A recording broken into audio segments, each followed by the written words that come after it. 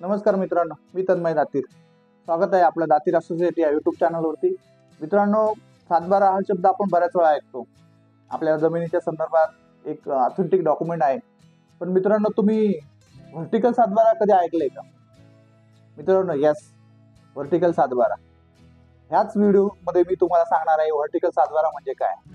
मित्रांनो, महाराष्ट्राच्या महसूल मंत्र्यांनी महाराष्ट्रात एक नवी क्रांती करून आली आहे आणि ती क्रांती एक देशाला एक दिशा देणार आहे. महाराष्ट्रामध्ये नवीन चालू होतोय एक व्हर्टिकल सातबारा. व्हर्टिकल सातबारा मित्रांनो म्हणजे फक्त तुमचा जमिनीचा सातबारा नसणार आहे, तर ही खुशखबर फक्त सगळ्या महाराष्ट्रातल्या फ्लॅट धारकांसाठी आहे. मित्रांनो, फ्लॅट धारकांना आता त्यांचा वैयक्तिक सातबारा मिळणार आहे. मित्रांनो, व्हर्टिकल सातबारा अशी गोष्ट असणार आहे की तुमच्या प्लॉट पुरते मर्यादित नसणार आहे. प्रत्येक फ्लॅट मालकाला त्याच्या जमिनीच्या हिश्श्यामध्ये आणि प्लस त्याच्या फ्लॅटचा सातबारा वैयक्तिक मिळणार आहे. मित्रांनो, त्याच्यामुळे ह्या व्हिडिओमध्ये आपण हे डिटेल्स बघणार आहोत. तर कंटिन्यू बघा, स्किप करू नका, पूर्ण व्हिडिओ बघा, शेवटपर्यंत बघा. मित्रांनो, व्हर्टिकल सातबारा म्हणजे काय, त्याचे फायदे काय, त्याचे नुकसान काय आणि तो कुणाला फायदा घेता येणार आहे आणि कुणाला नाही घेता येणार आहे, बऱ्याचशा गोष्टी आणि कधी लागू होणार आहे, या सगळ्या गोष्टी आपण या व्हिडिओमध्ये बघणार आहोत. मित्रांनो, व्हर्टिकल प्रॉपर्टी कार्ड म्हणजे काय किंवा व्हर्टिकल सातबारा म्हणजे काय, हाच प्रश्न तुम्हाला पडला असेल. त्याचंच मी उत्तर देण्यासाठी हा व्हिडिओ करत आहे. मित्रांनो, महाराष्ट्र सरकारने देशातील सर्वात मोठी मालमत्ता क्रांती जाहीर केली आहे. आता प्रत्येक फ्लॅट मालकाला मिळणार आहे व्हर्टिकल प्रॉपर्टी कार्ड, ज्याच्यामध्ये तुमच्या फ्लॅटसह जमिनीतील तुमचा वैयक्तिक हिस्सा कायमचा नोंदवला जाणार आहे. मुख्यमंत्री आणि महसूल मंत्री यांनी आजपासून फ्लॅट म्हणजे फक्त छत नाही, तर खालील जमिनीचा तुमचा हिस्सा तुमची खरी मालकी असणार आहे. हे कार्ड का आणलं? फ्लॅट मालकांना मोठ्या प्रमाणात त्रास होत होता. रिडेव्हलपमेंटमध्ये बिल्डरची फसवणूक व्हायची, बँका लोन नाकारत होत्या, जमीनचा हिस्सा अस्पष्ट होता, न्यायालयीन वाद 15-20 वर्षे मित्रांनो चालायचे, मालकी हक्क सिद्ध करणे कठीण होते. त्याच्यामुळे मित्रांनो, ही सगळी गुंतागुंत, 60 वर्षाची गुंतागुंत सरकारने एका कार्डने संपवली आहे. हे कार्ड कधी मिळणार? नवीन फ्लॅट 1 जानेवारी 2026 पासून सक्ती करणार आहे. मित्रांनो, आणि जुन्या इमारतींसाठी 2026 ते 2027 या 2 वर्षामध्ये फक्त काही प्रमाणात शुल्क, एक साधारणतः 500 रुपये शुल्क भरून सोसायट्यांकडून अर्ज करता येईल. आणि प्रॉपर्टी कार्डचे मुख्य फायदे: फ्लॅट प्लस जमीन तुमच्या नावावरती येणार आहे. फक्त घर नाही, तर खालील जमिनीतील हिस्सा तुमची कायदेशीर मालकी असणार आहे. त्यामुळे तुम्हाला मित्रांनो बँक लोन सहज मिळेल, मालकी हक्क स्पष्ट होतील, रिडेव्हलपमध्ये तुम्हाला संरक्षण भेटेल, तुमचा अधिकार राहील, बिल्डर काही लपवून किंवा बदल करू शकणार नाहीये, वारसा हक्क, विक्री हे तुम्हाला सहज शक्य होईल. कागदपत्रे अचूक असल्याने, हे सगळे तुमचे कागदपत्र अचूक असल्यामुळे तुमचे कुठली कायदेशीर प्रक्रिया तुमची वेगाने होईल, कोर्टात खटले कमी होतील. जो वाद 15-20 वर्ष चालायचा, तो आता तुम्हाला 15 दिवसात निकाल लागेल त्याचा. सगळं असं हे प्रॉपर्टी कार्ड तुमचे वैयक्तिक असल्यामुळे.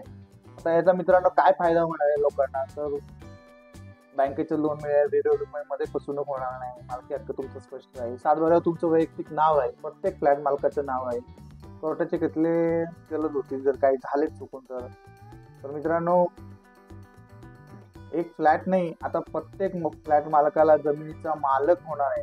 महाराष्ट्राने 60 वर्षाची अडचण एका इनोव्हेशननी संपवलेली आहे. मित्रांनो, या कार्डमध्ये काय काय असेल? इमारतीचे एकूण क्षेत्रफळ, त्या क्षेत्रफळातील तुमचा नेमका हिस्सा, म्हणजे त्यातला पार्ट कुठला असणार आहे तुमचा, म्हणजे किंवा 99.25 स्क्वेअर फूट साधारणतः जमीन असेल, प्लस त्याच्या वरचा तुमचा फ्लॅटचा काही भाग, असा ते QR कोडमध्ये सातबारा असणार आहे.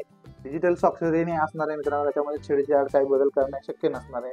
तुमचा हिस्सा सातबाऱ्यावरती प्रॉपरली नोंदवला जाणार आहे. पहिल्यांदाच शहरातील फ्लॅट मालकांसाठी खुश खबर आहे. मित्रांनो, त्यांचा वैयक्तिक सातबारा या व्हर्टिकल सातबाऱ्या थ्रू असणार आहे. त्याच्यामुळे मित्रांनो, पूर्वी काय व्हायचं, की घर बांधलेलं आहे वडिलांनी, मग वडिलांच्या नावावरती घर होतं, मग एका मुलाचं लग्न होतं, तो मुलगा वरती राहायला जातो वरच्या मजल्यावरती, आणि त्याच्यानंतर दुसऱ्या मुलाचं लग्न होतं, तो वरती राहायला जातो, आणि कदाचित कदाचित असं झालं की वडील एक्सपायर झाले, तर माझा ही जागा वडिलांच्या नावावर होती, मग मुलाचे वरचा मजला आहे, ह्याचा आहे, मग दोघांचं काय, कुणाच्या नावावर कसं असणार. तर मित्रांनो, आता ही सगळं विषय ह्या वर्टिकल साधनामुळे बंद होणार आहे. आता काय, तो पहिल्या मजल्यावरती जो मुलगा राहतोय त्याच्यासाठी वैयक्तिक सातबारा बनेल त्या प्लॉट पट्टीच्या हिच्याप्रमाणे, आणि म्हणजे प्लॉट प्रमाणे. वरती गेला त्याचा इंडिव्हिज्युअल वेगळं प्रॉपर्टी कार्ड बनेल. याच्यामुळे मित्रांनो, मालकी हक्क स्पष्ट करणे आता खूप सोपं होणार आहे. आणि हे शहरामध्ये मित्रांनो सगळ्यात जास्त अडचणी होत्या की फक्त आम्ही बिल्डिंग मध्ये राहतोय, तर सातबारा तर सोसायटीच्याच नावावरती आहे आणि आमचा काही अधिकारच नाही, आम्ही फक्त फ्लॅटचेच मालक आहे. तर ही चिंता करायची आता काहीही गरज नाही मित्रांनो. तुम्हाला आता तुमचं वैयक्तिक प्रॉपर्टी कार्ड तुम्हाला भेटणार आहे. पर फ्लोअरला एक प्रॉपर्टी कार्ड असणार आहे मित्रांनो. त्याच्यामुळे त्या प्रॉपर्टी कार्डमध्ये त्या फ्लॅटचे ज्या काही नंबर्स ऑफ फ्लॅट असतील त्यांच्या वैयक्तिक नावं नोंदवली जातील. प्लस टोटल प्लॉटच्या तुमच्या हिस्सेप्रमाणे जे क्षेत्र आहे ते त्या प्रॉपर्टी कार्डवरती मेन्शन केलं जाईल. आणि प्लस तुमचं त्याच्यामध्ये तुमचा फ्लॅटचा जो एरिया आहे तो मेन्शन केला जाईल. असा हा एक साधारणतः एक सातबारा व्हर्टिकल सातबारा म्हणून येणार आहे मित्रांनो. त्याच्यामुळे महाराष्ट्रातली खूप मोठी अडचण दूर होणार आहे याच्यातून. मित्रांनो, व्हर्टिकल सातबाऱ्यामध्ये काही तोटेही आहेत, काही मर्यादा आणि लिमिटेशन्स आहेत मित्रांनो. प्रक्रिया मोठी असल्यामुळे वेळ लागू शकतो. 2 कोटी जुने फ्लॅट मालक असल्यामुळे अपडेट प्रक्रियेला वेळ लागू शकतो. सोसायटीकडून योग्य कागदपत्रे न मिळाल्यामुळे सुद्धा विलंब लागू शकतो. जुन्या सोसायटीतील नोंदींची त्रुटी असू शकते, क्षेत्रफळामध्ये गोंधळ असू शकतो, नकाशे गायब असू शकतो. या प्रक्रियेमुळे थोडंसं म्हणजे वेळ लागू शकतो या गोष्टीला. काही गोष्टी तिसरा मुद्दा पण असा आहे की जुन्या इमारतींमध्ये हिस्सा मोजताना वाद निर्माण होण्याची शक्यता आहे. अनेक सोसायटीमध्ये आधीपासूनच माझा हिस्सा किती या विषयावर वाद आहेच, ते अधिक अवघड होतील. रिडेव्हलपमेंटमध्ये काही बिल्डर्स नाराज होऊ शकतात, कारण आता काहीही लपवणे शक्य नाहीये. त्यामुळे प्रक्रिया कडक आणि नियमबद्ध होईल. सगळे कागद डिजिटल असल्यामुळे तांत्रिक माहिती नसलेल्या लोकांना अडचणी येऊ शकतात. QR कोड, डिजिटल स्वाक्षरी, ऑनलाईन पडताळणी सर्वांना सहज जमेलच असं काही नाहीये. म्हणजे असं असू शकत नाही, जमेलच असं असू शकत नाही, काही नाही जमणार. सुरुवातीला सरकारी विभागांवरती कामाचा ताण वाढणार आहे. त्याच्यामुळे अर्जाची संख्या खूप असल्यामुळे हे सर्व अपडेट करणे प्रशासनासाठी आव्हानात्मक राहील. मित्रांनो, थोडक्यात सांगायचं झाले तर फायदे स्थिर, दीर्घकाल आणि मालकी हक्क मजबूत होऊ शकतो. तोटे काही तांत्रिक आणि काही व्यवस्थापकीय पण तात्पुरते प्रॉब्लेम असू शकतात. बाकी मित्रांनो, तुम्हाला अजून काही प्रश्न असेल तर तुम्ही नक्की मला कमेंट मध्ये सांगा, मी त्याचं नक्कीच तुम्हाला उत्तर देईल. धन्यवाद मित्रांनो, व्हिडिओ शेवटपर्यंत बघितला.